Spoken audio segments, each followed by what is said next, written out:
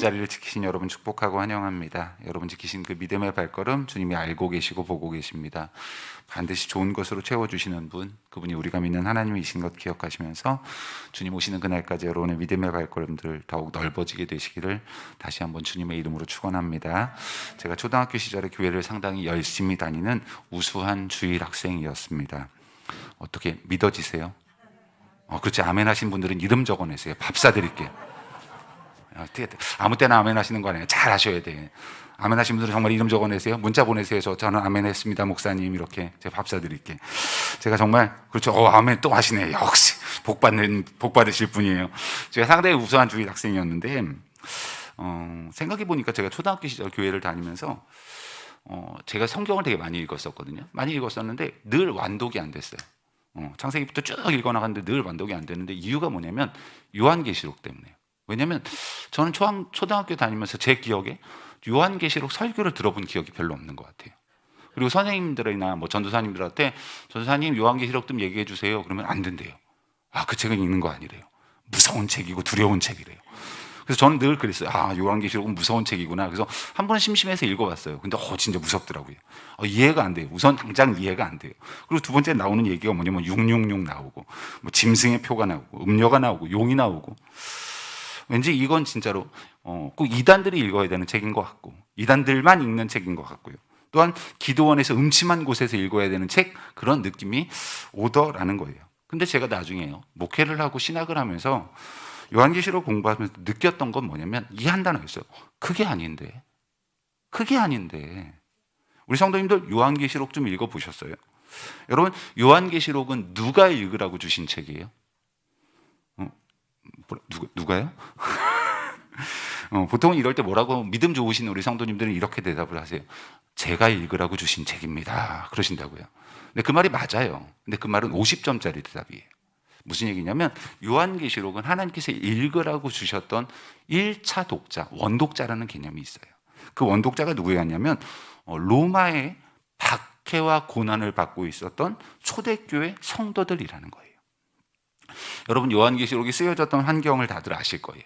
로마에 의한 박해가 어마어마했어요. 내가 예수님을 믿는다는 그 한마디 때문에 온 가족이 짐승의 밥으로 던져지는 상황 가운데 있었던 초대교회 성도들에게 주신 말씀이 요한계시록이라는 거예요. 근데 그 내용을 읽어보면 666, 뭐 짐승의 표, 용, 음녀 이러면서 성도들을 두렵게 하는 내용들이 나오더라는 거예요. 그럼 잘 한번 생각해 보시라고요. 하나님께서 지금 안 그래도 두려움에 떨고 있는 고난과 박해 가운데 생명의 위협을 받고 있는 그 초대교회 성도들을 더 두렵게 하시려고 주신 말씀이 계시록이겠냐는 거예요. 그건 아니겠죠. 요한계시록을 주신 이유, 목적, 여러분 주제를 아세요? 세 단어예요. 소망과 위로와 격려예요.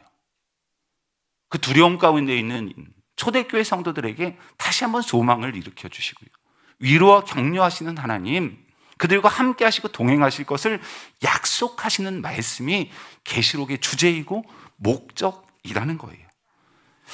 여러분, 제가 오늘부터요, 이제는 스가랴에서의 환상에 대한 말씀을 좀 나누려고 해요. 우리 성도님들 혹시 예습으로 좀 읽어보신 분들이 계실는지 모르겠어요. 혹시 스가랴서 환상 8가지 읽어보셨어요? 저는 읽을 때마다 그 생각이 들어요. 이해가 안 돼요. 이 말씀은 정말 이해가 안 돼요. 두 번째 환상 정도만 해석이 좀 돼요. 그냥 읽었을 때 눈으로 해석되는 건 두 번째 환상 정도만 해석이 되고 나머지는 해석이 안 돼요. 그럼 잘 한번 생각해 보시라고요. 스가랴서는 학자들이 뭐라고 얘기하냐면 구약의 계시록이라고 그래요. 구약의 계시록, 그게 스가랴서다라고 얘기해요. 왜냐면요, 읽어보면 난해해요. 두려워요. 음령, 색색의 말들, 뿔, 뭐 두루마리가 막 날아다녀요. 이게 뭔가 그런 생각이 들더라는 거예요. 여러분, 스가랴서의 1차 독자, 원독자가 누군지 아세요? 바벨론 포로 이후 70여 년 만에 귀환해서 기쁜 마음으로 성전 재건하다가 박해와 핍박 때문에 꿈도 소망도 희망도 잃어버린, 그래서 15년 동안 성전 재건이 멈춰진 포로 귀환 1세대에게 주시는 하나님의 말씀이 스가랴서라는 거예요. 여러분, 제가 가끔 몸이 아파서 병원을 가거든요. 예를 들어서 몸살이 나서 병원을 가면 병원에서 주사를 한 대 엉덩이에 놔주세요. 근데 주사를 맞으면 그 맞은 자리가 너무 아픈 거예요. 그 맞은 자리가 너무 아파서 사실은 제가 어디 원래 뭐 때문에 병원 갔죠? 몸살 때문에 갔어요. 근데 주사 맞고 나면 그때부터 무슨 생각이 드냐면 엉덩이가 아픈 것밖에 생각이 안 나요. 그래서 몸살로 병원 갔던 걸 잊어버려요. 그래서 저는 병원 갈 때마다 그 생각을 해요. 아, 이 주사의 목적은 이거였구나. 원래 아픈 것보다 더 아프게 만들어서 나의 아픔을 잊게 만드는 게 주사의 목적이겠구나 라는 생각을 웃으면서 한다는 거예요. 그럼 잘 한번 보세요. 스가랴서요. 어려워요. 두려워요. 난해해요. 무슨 말인지 모르겠어요. 근데 그 스가랴서의 말씀을 지금 이스라엘 백성들, 특별히 또 지쳐있는 소망과 희망조차도 잃어버린 포로기한 1세대들에게 주시는 이유가 뭐예요? 더 어렵게 만드시려고요. 그게 아니라는 거예요. 그게 아니라는 거예요. 우리가 믿는 하나님이 절대 그러실 수 없다는 거죠. 여러분, 스가랴서의 환상 왜 보여주세요? 다시 한번 일으켜 주시고자 하시는 하나님의 약속의 말씀이라는 거예요. 너희 지금 환상 보면, 너희의 상황을 보면 두렵지? 절대로 성전 재건 못할 것 같지? 근데 두려워하지 마. 너희가 보는 게 다가 아니야. 내가 너희 도와줄 거고 너희로 하여금 반드시 성전 재건하게 만들어 줄 거야. 지금 이스라엘 백성들을 위로하시고 격려하시고 다시 한번 소망 주시는 이야기가 스가랴서의 환상의 이야기라는 것입니다. 저는 스가랴 선지자를 통해 이스라엘 백성들을 위로하신 하나님, 스가랴 선지자를 통해 백성들을 격려하신 하나님, 스가랴 선지자를 통해 이스라엘 백성들에게 다시 한번 소망을 주신 하나님이 오늘 함께 예배하는 나의 하나님, 우리 하나님, 우리 교회의 하나님이신 줄 믿습니다. 여러분, 이 위로하시고 격려하시고 다시 한번 소망 주시는 하나님 의지하여 여러분이 겪고 있는 어떠한 고난과 환난의 상황 가운데서라도 다시 한번 일어나 하나님께서 예비해 놓으신 그 풍성하고 아름다운 축복의 결실들을 여러분 맛보고 경험할 수 있는 믿음의 사람 모두가 되시기를 다시 한번 주님의 이름으로 축원합니다. 아멘. 자, 오늘부터 하나님께서 스가랴 선지자에게 보여주셨던 환상 8가지를 나누려고 해요. 스가랴서 1장부터 6장까지는 8개의 환상이 나옵니다. 근데 이 8개의 환상을 스가랴 선지자가 하룻밤 사이에 다 봐요. 그래서 중간에 보면 스가랴가 환상 보다가 지쳤어요.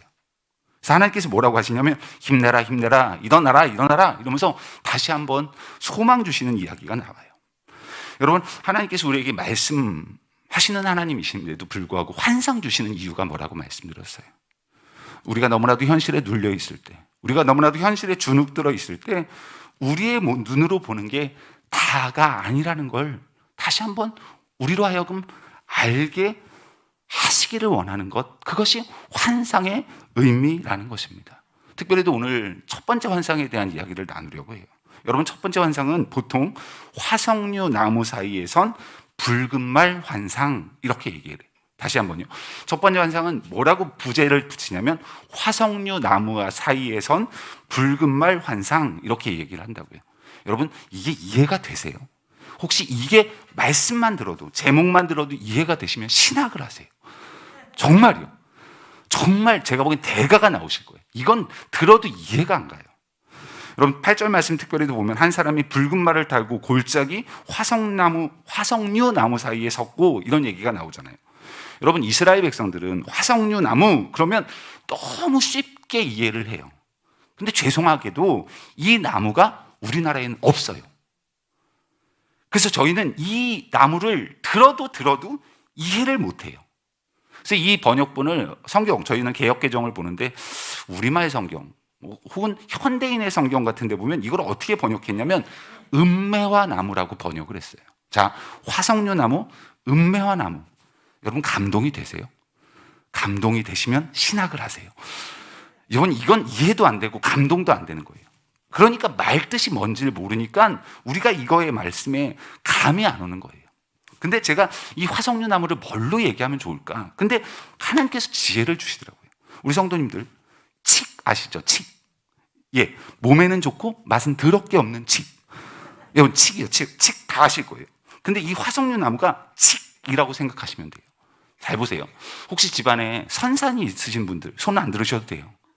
선산이 있으신 분들, 혹은 가족의 무덤을 아직도 이렇게 무덤으로 쓰시는 분들이 계시잖아요.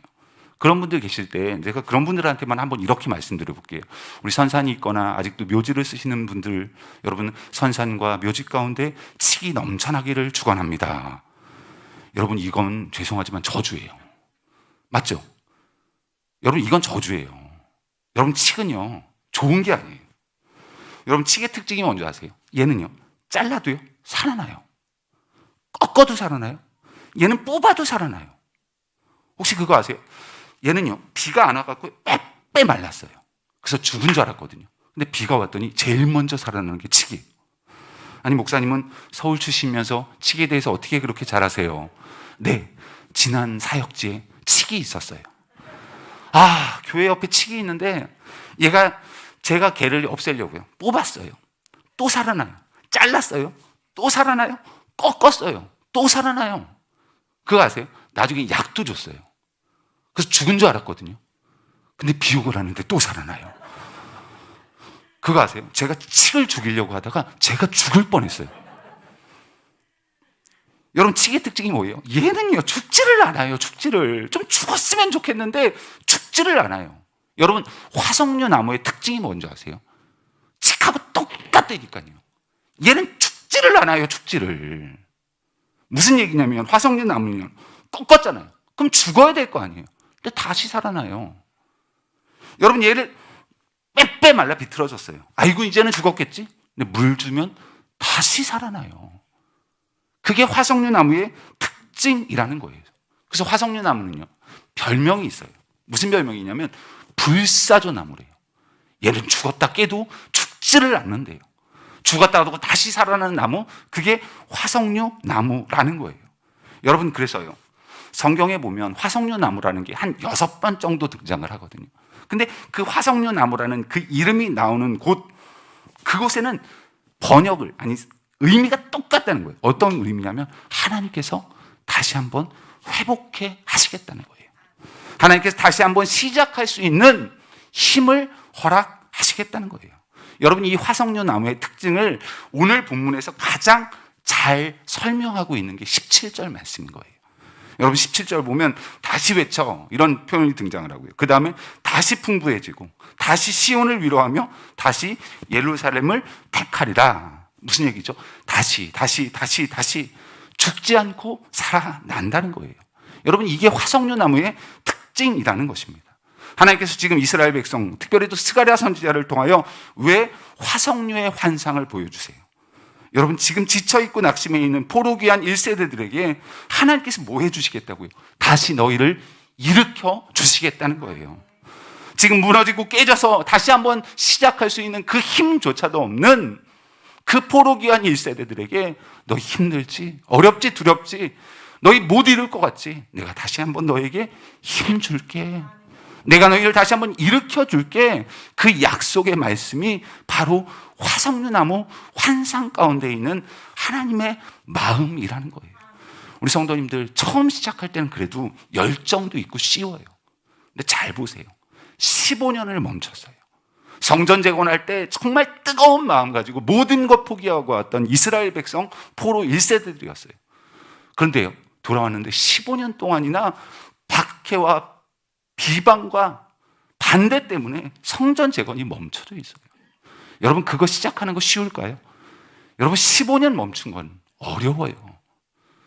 근데 그 15년 멈춰 있는 이스라엘 백성들에게 하나님께서 뭐 해주시겠대요? 너희 힘으로 못 일어나겠지? 내가 일으켜 줄게. 내가 다시 한번 너희 붙잡아 줄게. 너희로 하여금 다시 한번 소망을 허락해 줄게. 그게 바로 화석류 나무 가운데 있는 하나님의 마음이라는 것입니다. 우리 성도님들 베드로 보십시오. 베드로가 예수님 부인하고 떠나잖아요.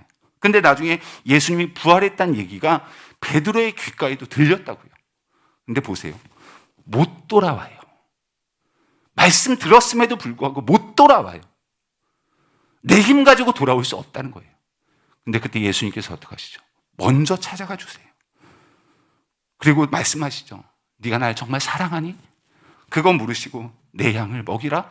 다시 한번 사명을 맡기시고 그 힘, 그 맡기신 사명의 힘 가지고 일어나게 되더라는 것입니다. 여러분 우리가 믿는 하나님, 우리가 믿는 예수님이 바로 그런 하나님이라는 거예요. 다시 한번 일어날 수 있는 소망 허락하시는 하나님, 그 하나님이 저와 여러분의 하나님이시라는 거예요. 여러분, 노아도 보세요. 홍수 심판 끝난 이후에 다시 시작할 수 있는 힘이 없었어요. 그런데 하나님께서 노아에게 뭐 보여주세요? 무지개를 보여주시며 다시 한번 언약으로 그의 인생 가운데, 그의 믿음 가운데 불을 붙여 주시잖아요. 그것을 통해 노아가 다시 한번 일어날 수 있어지게 되더라는 것입니다. 저는 오늘 함께 예배하는 성도님들의 삶의 자리 가운데 동일한 약속의 말씀이 지금 임하고 있는 줄 믿습니다. 여러분의 인생 가운데 혹시 멈춰져 있는 것들이 있습니까? 여러분의 가정 가운데 멈춰져 있는 것들이 있어요. 여러분의 자녀들 가운데 혹시 멈춰져 있고 막혀져 있는 것들이 있으세요? 여러분, 우리 교회 가운데 막혀 있는 그 모든 것들이요, 하나님께서 오늘 약속의 말씀을 통하여 저와 여러분에게 선포하시는 거예요. 뭐라고요? 걱정하지 마. 내가 일으켜 세워줄게. 그 약속의 말씀이 바로 화석류 나무 환상이라는 것입니다. 오늘 함께 예배하는 우리 모든 성도님들, 이 화석류 나무의 하나님을 붙드시고 다시 한번 일어나 하나님께서 약속하시고 예비하신 그 모든 은혜의 결실들을 맛볼 수 있는 믿음의 사람 모두가 되시기를 주님의 이름으로 축원합니다. 두 번째는요, 화석류 나무. 근데 그걸로 끝나지 않죠. 뭐가 나오죠? 붉은 말이 나온대요. 붉은 말. 우리 성도님들, 고대 사회에서 말하면 어떤 의미가 있냐면 일하는 거예요. 말은 고대 사회에서 가장 빠른 운송수단이었어요. 그래서 말 그러면 일하시는 하나님, 이렇게 해석하시면 돼요. 말이 나왔다? 아, 일하시는구나. 근데 특별히도요, 오늘 본문에는 붉은 말이 나와요. 읽어보면 뭐 붉은 말도 나오고 흰 말도 나오고 자줏빛 말도 나오거든요. 우리 성도님들, 하나님께서는 무지개 색깔을 좋아하시나 봐요. 그럴 리는 없죠. 그러니까 아무거나 해석하시면 안 된다고요. 여러분, 이 말씀은, 이 말들의 색깔은 요한계시록 6장을 통해서 해석하셔야 돼요. 여러분, 요한계시록 6장에 보면 4가지의 말들이 나오거든요. 근데 그때 흰색 말이 나와요. 뭘 것 같으세요? 승리요. 흰색은 승리. 그럼 두 번째는요, 검은 말은 뭘까요? 재앙, 재난, 그런 것들을 상징해요. 그 다음에요, 요한계시록에 보면 푸르스름한 말, 이렇게 표현을 하거든요. 그리고 오늘 본문에는 자줏빛 말로 나와요. 여러분, 그건 뭘 것 같으세요? 죽음이요. 그럼 붉은 말은 뭐예요? 전쟁이요. 요한계시록을 해석하면 승리도요, 그 다음에요, 승리도, 뭐 재앙도, 그 다음 죽음도, 또한 전쟁도 누구 손 안에 있다는 거예요? 하나님 손 안에 있다는 거예요. 근데 특별히도 오늘은 붉은 말을 타고 나타났대요. 여러분, 붉은 말은 뭐예요? 전쟁을 상징하는 거예요. 여러분, 여호수아서 5장에 보면 여호수아가 여리고성 전투를 앞두고 상당히 예민해져 있을 때였어요. 근데 그때 여호수아 앞에 어떤 칼든 자 하나가 나타나요. 여호수아가 그 칼든 자에게 보자마자 뭐라고 묻냐면, 야, 너 내 편이야? 원수 편이야? 이렇게 물어요. 그런데요, 그 칼든 자가 이렇게 대답을 해요. 야, 네 질문 자체가 틀렸다. 여호수아, 너의 질문 자체가 틀렸다. 나는 지금 이 자리에 여호와의 군대 장관으로 왔다라고 대답을 해요. 이게 무슨 얘기냐면, 여호수아는 지금 가나안 땅을 차지하는 정복 전쟁이에요. 또한 여리고성을 무너뜨려야 하는 그 정복 전쟁이요, 그게 누구의 싸움이에요? 내 싸움이었던 거예요. 내가 이스라엘 백성들을 이끄는 지도자로서 내 싸움인 거예요.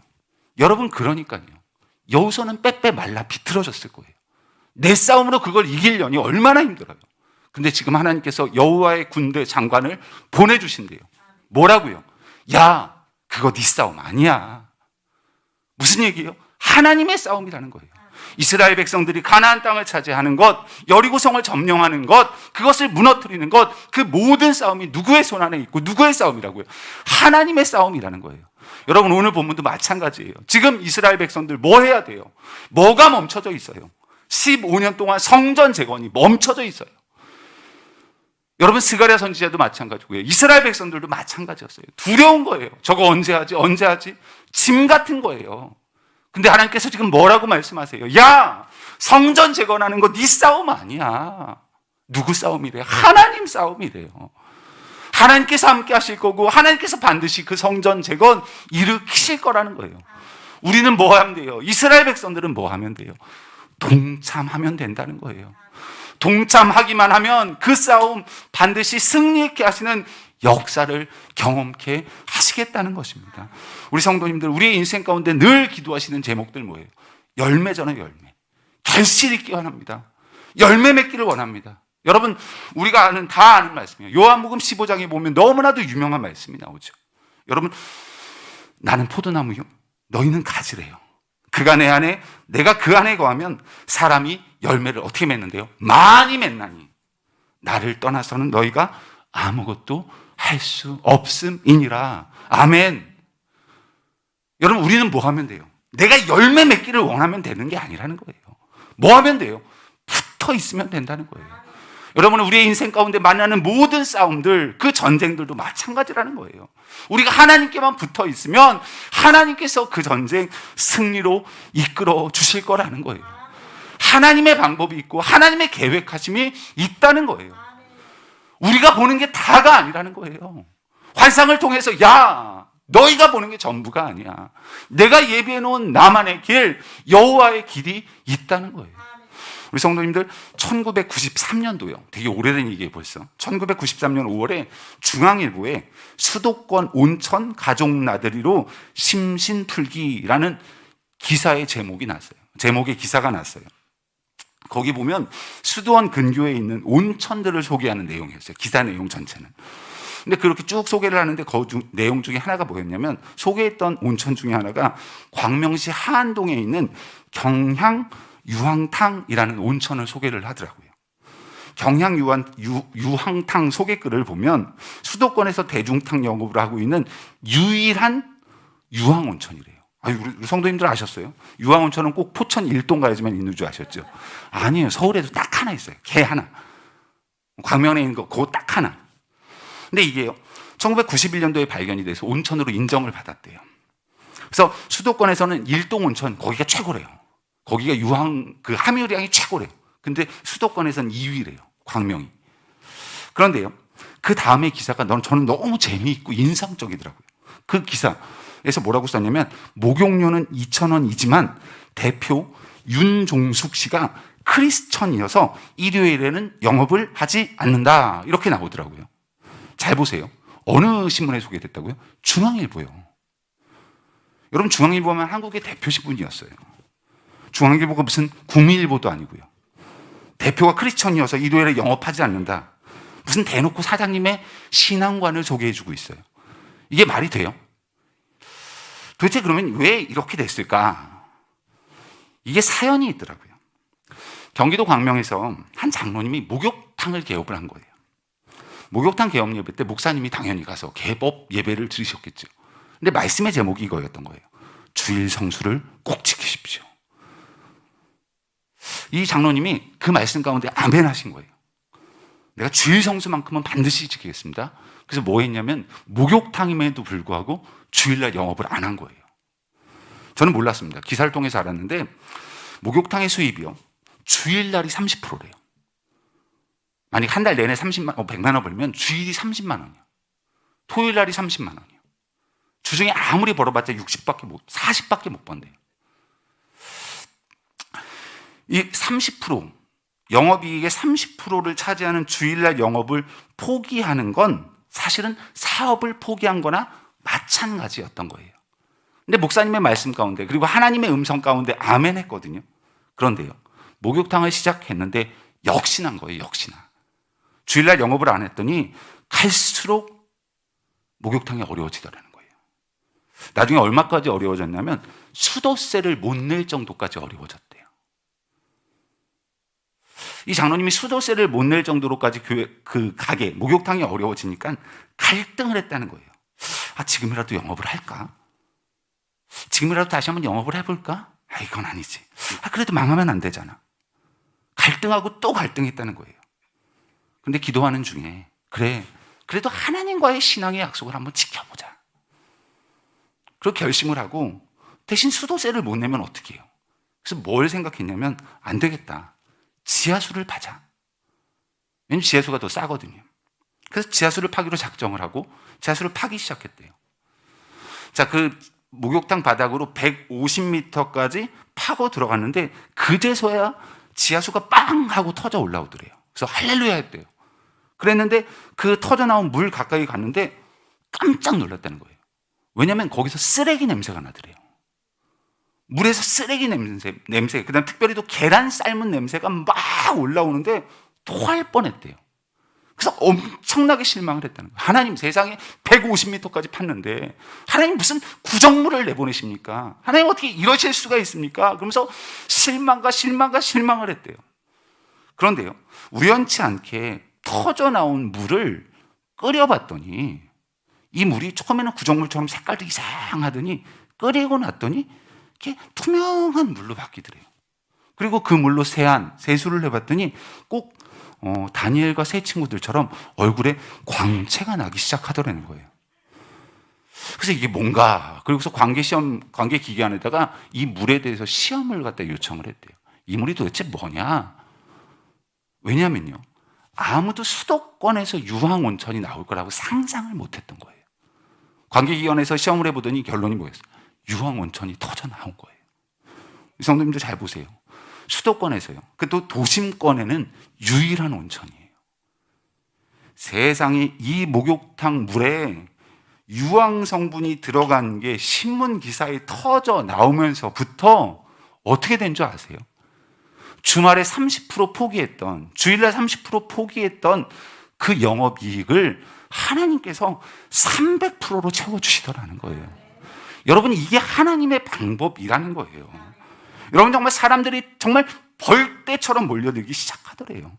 여러분, 하나님의 뜻을 따라 하나님의 전쟁 가운데 하나님의 약속의 말씀대로 붙어 있기만 하면 하나님께서 예비해 놓으신 하나님의 방법이 있더라는 것입니다. 여러분, 오늘 스가랴 선지자에게 주신 화석류 나무 사이에선 붉은 말 환상 볼 것도 없다는 거예요. 우리가 믿는 하나님은 어떤 하나님이시라는 거예요. 우리가 믿는 하나님은요, 다시 시작할 수 있는 소망을 주시는 하나님이시라는 거예요. 하나님께서 약속하신 그 약속의 말씀을 따라 함께하는 당신의 자녀들에게 반드시 승리와 열매를 허락하시는 하나님이 우리가 믿는 저와 여러분의 하나님, 우리 교회의 하나님이시라는 거예요. 이 하나님 믿고 다시 한번 일어나라는 거예요. 여러분, 이게 화석류 나무 사이에선 붉은 말 환상, 특별히도 포로귀한 1세대, 아무런 소망과 희망과 오직 절망뿐이었던 그 포로귀한 1세대들에게 주시는 약속의 첫 번째 말씀이더라는 것입니다. 여러분, 저는 오늘 이 약속의 말씀이 오늘 함께 예배하는 우리 모든 성도님들의 삶의 자리, 가정의 자리, 자녀의 자리, 직장과 일터의 자리, 그리고 우리 교회에도 동일하게 임하고 계시는 줄 믿습니다. 동일하게 선포되어지는 줄 믿습니다. 그 약속의 말씀 의지하여 다시 한번 그 약속의 말씀 붙잡고 일어나 하나님께서 우리의 인생 가운데 예비해 놓으시는 은혜와 축복의 결실들을 맛보고 경험하는 여러분, 그 화석류 나무의 하나님을 내 하나님으로 고백하는 믿음의 사람들이 오늘 함께 예배하는 우리 중앙의 모든 성도님들 되시기를 다시 한번 주님의 이름으로 축원합니다.